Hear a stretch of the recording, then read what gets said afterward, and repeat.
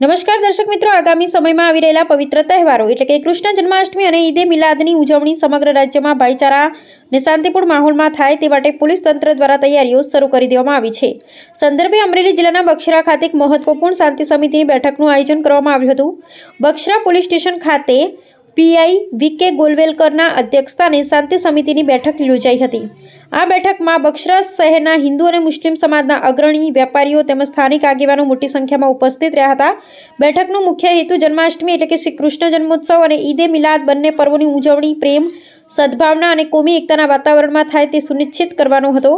Police અધિકારીઓ દ્વારા તહેવારો દરમિયાન કાયદો અને વ્યવસ્થા જળવાવા તેમજ કોઈ અફવાઓ પર ધ્યાન ન આપવા માટે અપીલ કરવામાં આવી હતી। બંને સમાજના આગેવાનોએ પણ પરસ્પર સહયોગ આપીને તહેવારોને શાંતિપૂર્ણ રીતે ઉજવવાની ખાતરી આપી હતી। અહેવાલ ફારૂક બિલખિયા, અમરેલી।